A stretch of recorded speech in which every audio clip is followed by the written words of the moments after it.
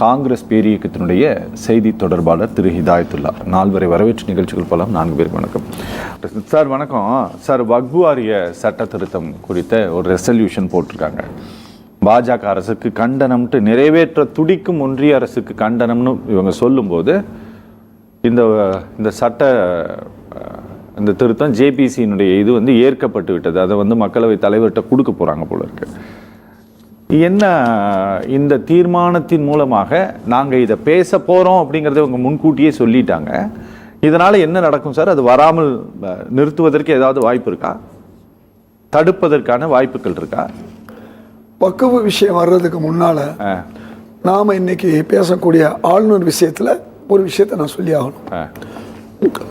மகாத்மா காந்தி அந்த சிலைக்கு மாலை போடுற விஷயத்தில் ஏதோ ஒரு மூளைக்குள்ள வச்சு செய்கிறாங்கன்னு ஆளுநர் சொல்றார். இதே ஆளுநர் எப்படி ஆட்சிக்கு வந்தபோது சட்டமன்றத்திலே கொடுத்த உரையை படித்து விட்டு போனவர் முதல் வருஷம் வந்த உடனே. அதே மாதிரி 2022 இதே இடத்துல மியூசியம் எட்மோர் மியூசியத்தில் அந்த சிலைக்கு அவரும் முதல்வரும் மாலை அணிவிச்சிருக்காங்க அதே இடத்துல. இன்னைக்கு எப்படி இதை இன்றைய முதல்வர் செஞ்சால் அதை அரசியலாக்குறாரு. ராமன் சொன்னார் சாக்ரட்டிஸை பற்றி. அதை விட அற்புதமாக தமிழ்நாட்டில் ஒரு பாட்டு இருக்கு. உலகத்திலே பயங்கரமான ஆயுதம் எது? நிலைகிட்டு போன நயவஞ்சகனின் நாக்கு தானது. கொஞ்சம் அமைதியா இருங்க. அவர் அமைதியா இருங்க. அவர் பாடி முடிச்சுட்டு அப்புறமா பாடுங்க. கேட்கறவங்களுடைய தலையெழுத்து நம்ம பண்றது. இனிமே அவர் பாட்டுக்கு பாட விடுங்க. இப்ப என்ன பாட விடுங்க? ஏமாற்றுவார் இந்த நாட்டில்.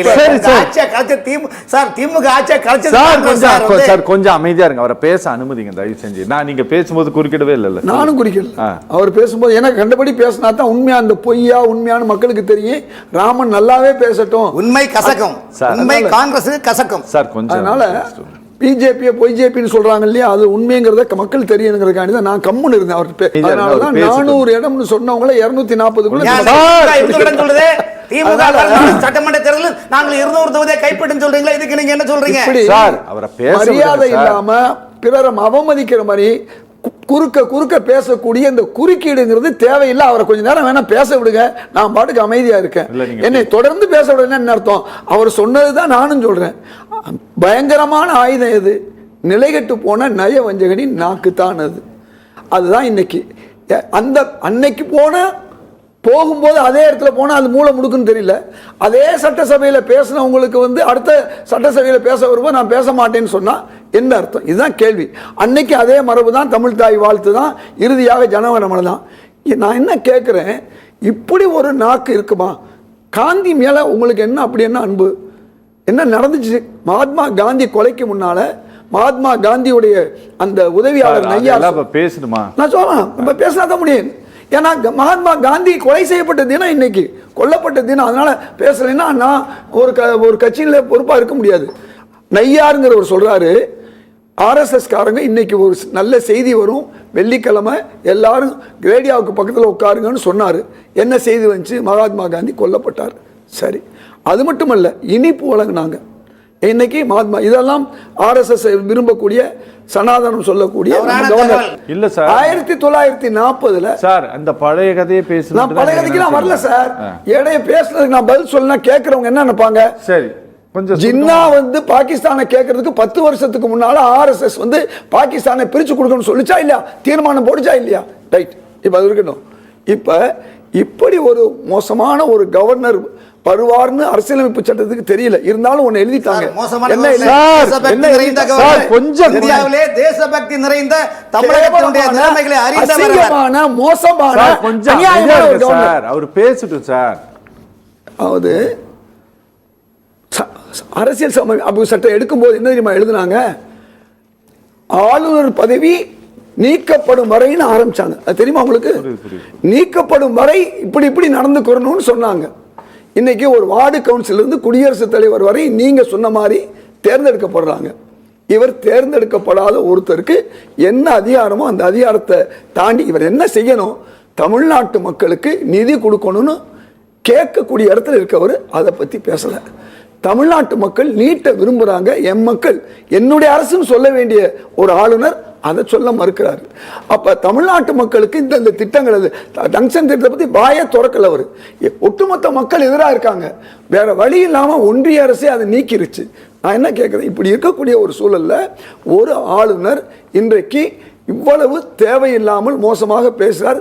திமுக கொஞ்சம் சந்தோஷப்படுது, இந்த ஆளுநர் இருக்கிற வரையும் நமக்கு ஓட்டுகள் அதிகமாக வரும், மக்கள் இவரை பார்த்துட்டு பிஜேபி பேசக்கூடியவராக இருக்கிறாரு.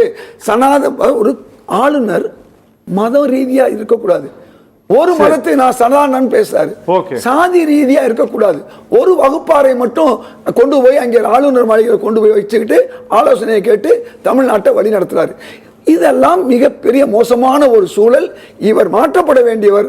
ஆனால் திமுகவுடைய தலைவர் முதல்வர் என்ன சொல்றாரு, இவர் இருந்தா எங்களுக்கு வாக்குகள் அதிகமாக வரும் அப்படின்னு முதல்வர் சொல்றாரு. சரி, அதை ஏத்துக்குவோம். இப்ப நீங்க சொன்னது வக்ஃப் வாரியம். நீங்க ரெண்டு தமிழ்நாட்டில் இன்றைக்கு பிஹெச்எல் வக்ஃப் வாரியத்தில் இருக்கு. பாரதிதாசன் பல்கலைக்கழகம் கேட்டா கொடுத்தாங்க. ஏன்னா நல்ல காரியம். ஒன்று கல்வி, இன்னொன்று பொருளாதாரம். என்ன கேட்டாங்க, வாடகை குறைந்த வாடகை கொடுங்கன்னு கேட்டாங்க. இதோடு இருக்கு. இந்தியா முழுக்கும் இப்படி இருக்கக்கூடிய வக்ஃப் இடங்களை இவர்கள் என்ன செய்ய விரும்புகிறார்கள், அரசாங்க சொத்தாக ஆக்க விரும்புகிறார்கள். அம்பானி போன்றவர்கள் அந்த வக்ஃப் சொத்தில் இருக்கிறத காப்பாற்றுவதற்கு முயற்சி செய்கிறார்கள். இதற்காக புதிதாக சட்ட திருத்தம் செய்கிறார்கள். சட்ட திருத்தம் நாங்கள் வேணாம்னு சொல்லலை. வெள்ளையர் ஆட்சி காலத்திலிருந்து காங்கிரஸ் ஆட்சி காலத்தில் 3 முறை திருத்தி இருக்கோம். ஆனால் அந்த மக்களை கேட்டு அந்த மக்களோடு இணைந்து இந்த திருத்தத்தை செஞ்சுருக்கோம். ஆனால் நீங்கள் செய்யக்கூடிய திருத்தம் என்பது நாளைக்கு என்ன முன்னுதாரணம் வரும், இந்த பிஜேபி அரசு இருக்காது. நாளைக்கு ஒரு அரசு வித்தியாசமான அரசு வருதுன்னு சொன்னால் எல்லா கோயில்களிலும் 2 முஸ்லீம்கள் 2 கிறிஸ்தவர்கள் இருக்கணும் அந்த அமைப்பில் அப்படின்னு சொன்னால் என்ன நடக்கும் யோசனை பண்ணி பாருங்க. அப்ப இவங்க கையில எழுத்தேன் கவிழ்த்தேன்னு சொல்லி 2 உறுப்பினர்கள் அவர்கள் முஸ்லீம்னா முஸ்லீம் அல்லாதவர்கள் போடணும், கிறிஸ்தவர்னா கிறிஸ்தவ போடணும்னு சொன்னா என்ன நடக்கும்? ஆக எந்த மூளையை தேய்க்காம எந்த விதமான அறிவும் இல்லாம இன்றைக்கு வக்ஃப் வாரிய சொத்துக்களை அபகரிப்பதற்கு இந்த அரசு செய்து கொண்டிருக்கிறது. ஒண்ணு, இந்த சட்ட திருத்தத்தை நீங்க ராமன் நேரத்தை ராமன் வேற சோமன் வேற, நீங்க ஏமன் வேற வித்தியாசப்படுத்துங்க. எனக்கு ஒரு 2 நிமிஷம் கொடுங்க. கேட்ட கேள்விக்கே நான் வரல. அதாவது வக்ஃப் வாரிய விஷயத்தை பொறுத்தவரை இன்றைக்கு எதிர்க்கட்சியில் ஒன்றிணைந்து இருக்கிறது. அவர்களை வெளியே அனுப்பிச்சு விட்டுட்டு இவர்கள் எடுத்தேன் கவிழ்த்தேன் என்று சொல்லி பாராளுமன்றத்தில் எந்த மாதிரி அவர்கள் எதிர்க்கட்சி உறுப்பினர்களை வெளியே அனுப்பிவிட்டு சட்டங்களை அவர்கள் நிறைவேற்றினார்களோ அதே ஒரு முறையை கைகொண்டு இதை செய்ய விரும்புகிறார்கள். எந்த சட்டமாக இருந்தாலும் எல்லா காலங்களிலும் இன்னைக்கு 300 இடங்கள்ல இருந்து 240 வந்தவர்கள் நாளைக்கு 140 போகிறதுக்கு இல்லாமல் நடக்காது. அதுவும் நடக்கத்தான் செய்யும். அப்படி வரும்போது இன்னொரு ஆட்சி வரும். எங்களை பொறுத்தவரை நீங்க தலாக் விஷயத்தில் நின்றீங்க. இன்னைக்கு இந்தியாவில் எந்த முஸ்லீம் அதனால பாதிக்கப்படலை, ஒரு பிரச்சனையும் இல்லை. நீங்க எதெல்லாம் சிஏஏன்னு சொன்னீங்க, எதிராக சொன்னீங்க, எந்த மக்களும் பாதிக்கப்படலை. அது மாதிரி இந்த வரலைனாலும் கூட அதுக்கான முயற்சி எடுத்தாங்க. அதுக்குன்னு உங்களுக்கு ஹிட்லர் போட்ட மாதிரி தனியாக அசாமில் இடம்லாம் சரி பண்ணாங்க, மக்களை கொண்டு போய் சேர்த்தாங்க, எல்லாம் செஞ்சாங்க. இப்போ எப்படி ஒரு ஹிந்தி ஏதாவது பாஜக ஆளக்கூடிய மாநிலத்தில் பொது சிவில் சட்டம்னு கொண்டு இந்த குரங்கு குட்டியை விட்டு ஆழம் பார்க்குற மாதிரி பார்க்குறாங்களோ இந்த மாதிரி எல்லாம் பார்க்குறாங்க. ஆனால் எது எவ்வளவு இருந்தாலும் மக்கள் சக்தி தான் வெல்லும். இந்தியாவில் இந்துக்களும் முஸ்லீம்களும் அண்ணன் தம்பிகளாக வாழ்ந்து கொண்டிருக்கிறார்கள். ஒரு வகுப்பினர் மட்டும் இந்துக்கள் என்ற போர்வையில் இந்தியாவுடைய அதிகாரிகளை கைப்பற்றுகிறார்கள். அதுல ஒருத்தர் தான் ஆளுநர் ரவி. அவர் என்ன நினைக்கிறாரு, இங்க ஒரு முதல்வராக ஒரு தாழ்த்தப்பட்ட வரணும்னு சொன்னா அவர் என்ன முதல்ல செய்யலாம், என் பதவியை நான் ராஜினாமா பண்றேன், நீங்க வேணா குடியரசுத் தலைவர் ஒரு தாழ்த்தப்பட்டவரை ஆளுநராக வையுங்கள் என்று சொன்னால் அது உள்ளபடியா அவர் நியாயமானவர் சொல்லலாம். எதிராக இன்றைக்கு தமிழக முதல்வர் உள்ளிட்ட திராவிட முன்னேற்ற கழகம் கொடுத்ததுல ஆளுநர் என்ன செய்ய வேண்டியதை செய்யக்கூடாதுலாம் செஞ்சாருங்கிறத நம்ம பேசி ஆகணும். பாரதிதாசன் யூனிவர்சிட்டியில் ஏறத்தாழ 1.5 வருஷத்திலிருந்து 2 வருஷம் மாணவர்களுக்கு பட்டம் கொடுக்காம அவர்கள் வேலை வாய்ப்பு இல்லாமல் இந்த தமிழ் மாணவர்கள் துன்பப்பட்டார்கள். உங்களுக்கு தெரியும், அவர் செய்ய வேண்டியதை செய்யலை. இன்றைக்கு 6 பல்கலைக்கழகங்களில் துணைவேந்தர் இல்லாத ஒரு சூழ்நிலையை உருவாக்கி இருக்கிறாரு. மேலும் அப்படி ஒரு பல்கலைக்கழகம் தான் அண்ணா பல்கலைக்கழகம். அதனால தான் ஒரு துணைவேந்தர் இல்லாத இடத்துல தான் மிகப்பெரிய தவறு சமீபத்தில் நடந்துச்சு. இதெல்லாம் இருக்கட்டும், உங்களுக்கு பல முறை உங்களுக்கு உச்சநீதிமன்றம் இவரை கொட்டி இருக்கு. என்ன காரணம்?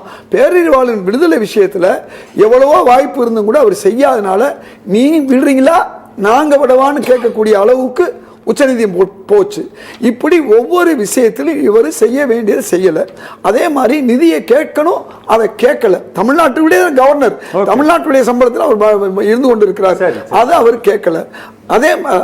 அதே மாதிரி அவர் இந்த மக்களுக்கு உள்ள சட்டத்திட்டங்களை பற்றி பேசாம சம்பந்தமே இல்லாம இவர் செய்யக்கூடிய ஒவ்வொரு செயல்களுமே தமிழ் மக்களுக்கு எதிராக இருக்கு, தமிழ் மக்களுக்கு ஊறு விளைவிக்கக்கூடியதாக இருக்கிறது. எங்களை பொறுத்தவரை திமுக வேணா இவர் வைத்துக்கொண்டு அதிகமாக வாக்களை பெறலாம்னு சொல்றது கூட ஒரு அவங்களுடைய இந்த நிலைப்பாடு.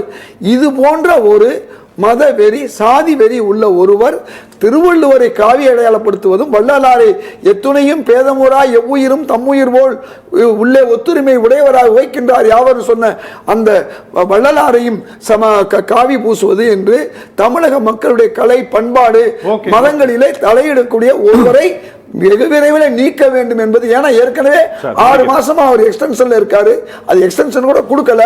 இவர் கவர்னராகவே இல்லை, ஆனா எந்த அடிப்படையில் அவர் கவர்னராக இருக்காருன்னு தெரியல. இவ்வளவு ஒரு மோசமான ஒரு மத்திய ஆட்சி, உள்துறை அமைச்சர் அமித்ஷாவுடைய அந்த இது கூட இல்லை. இந்த இவருக்கு பதவி நீட்டிப்பு கொடுக்கணும் கூட இல்லாம இவ்வளவு மோசமான ஒரு சூழல்ல ஒன்றிய அரசும் இந்த ஆளுநரும் நடந்து தமிழ் மக்களுக்கும் தமிழருக்கும் எதிராக இருக்கிறார்கள். ஏன் ராமனுக்கு நான் குறுக்க பேசலைன்னா அவர் பேசுறது கூட அபத்தமா இருக்குன்னு மக்களுக்கு தெரியும் அப்படிங்கறதுக்காக நான் குறுக்க பேசுறேன். உண்மை கசக்கும். சார் ரொம்ப நன்றி சார். நேயர்கள் மற்றும் நிர்வாகம் சார்பாக நிகழ்ச்சியில் பங்கேற்று பேசிய அனைவருக்கும் நேரலை நிகழ்ச்சி நிறைவு பெறுகிறது. மீண்டும் மற்றொரு நிகழ்ச்சியில் சந்திக்கலாம். நன்றி, வணக்கம்.